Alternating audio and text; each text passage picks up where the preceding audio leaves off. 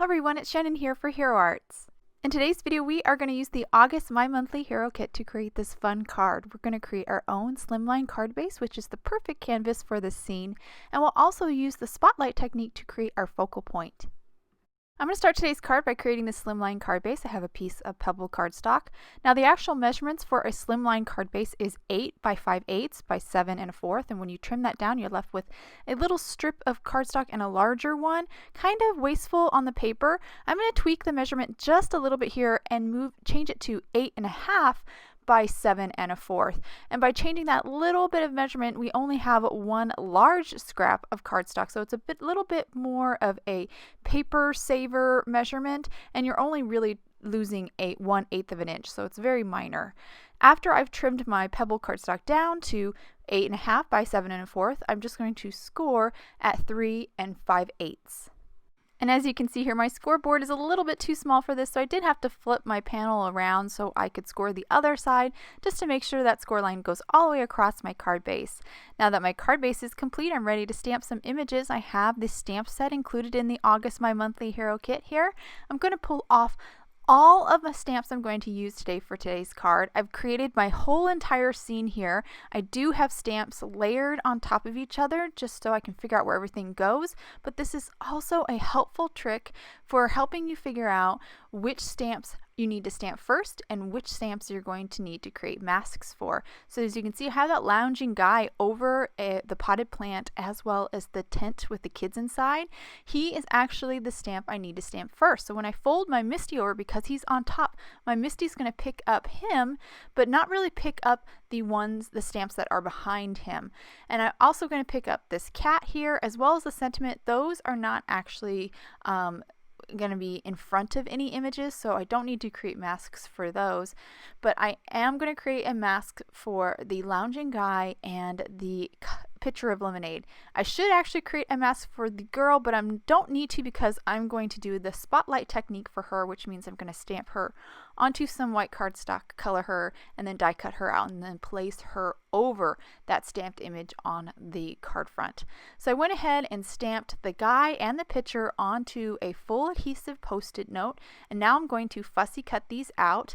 Now for the guy, I only need to cut out finely cut out the right side of him and the top of him and his hammock.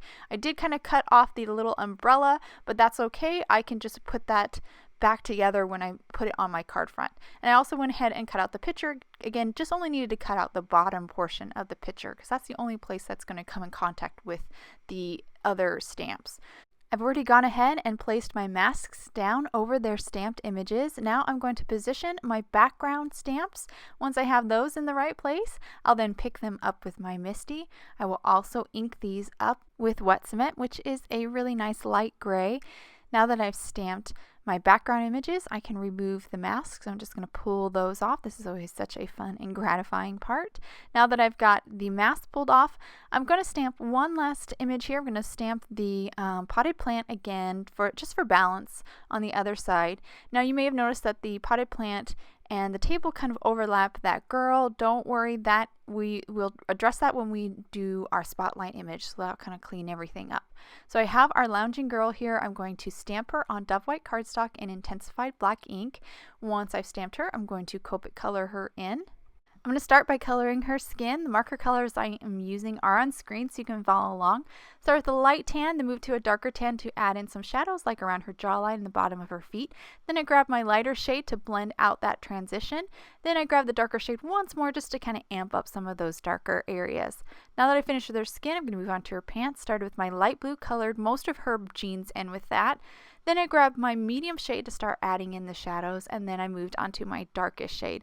Once I finished with that, I then started to blend. Started with my medium shade, blending the transition between the medium and the dark, and then finished with my lighter shade, blending the transition between the light and the medium. And I also grabbed my darker shade one more time, again, to kind of amp up those dark areas. Now moving on to her shirt and the ribbon in her hat. I have a orange combo picked out for that. Started with the light, then moved to the medium. And then I have a couple browns picked out for her hair. Now these areas are very small, so the blending is very minimal in them. And then I'm going to move on to her hat. I have a couple golden yellows picked out for her hat. Start with my light, of course, then moved to my darker and blended. Then I just quickly colored a little rosy cheek, and then I moved on to a light blue color to kind of color in a shadow on the white areas, or the white objects, which is the book and the chair. Now I'm going to move on to this word die cut. I'm going to Copic color it to create a little gradation. I'm going to use my orange combo for this, the same orange as I used on the lounging woman's shirt. I start with my lighter orange, kind of colored the lower 2/3, and once I finished with that, I colored the last third with my darker orange. Once I finished with my darker orange, I then just blended with the lighter orange just to kind of create a nice smooth gradation between the two. And that just creates a kind of a cool look. It kind of reminds me of vintage postcards. So I went ahead and die cut two more blank lounging women, and I just adhered them all together. That's going to create a little bit of dimension to her. I also die cut 2 more of the greeting froms and adhered those together for the same reason, to create some dimension. You, of course, could use foam tape if you prefer, but I do think stacking the die cuts is a great solution for adding dimension to those spindly die cuts like word dies. So now I'm going to finish up the card by adhering my images down. I'm going to start with my lounging woman, just add some liquid glue to the back side of her, and just adhere her over her stamped image, which is in the background. Now, of course, I didn't have to stamp her in the background, but it did make it a little bit easier for me to position my background images, especially that potted plant on the right side of her. And now I'm going to finish up just by adhering greetings from, and this card is complete.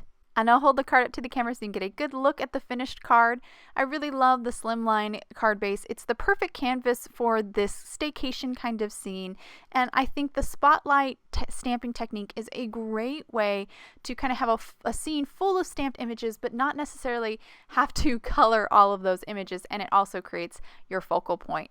I hope you guys enjoyed today's card and video. If you'd like any more information on the products I use, please head over to Hero Arts. Thank you so much for watching, and I hope you have a wonderful day.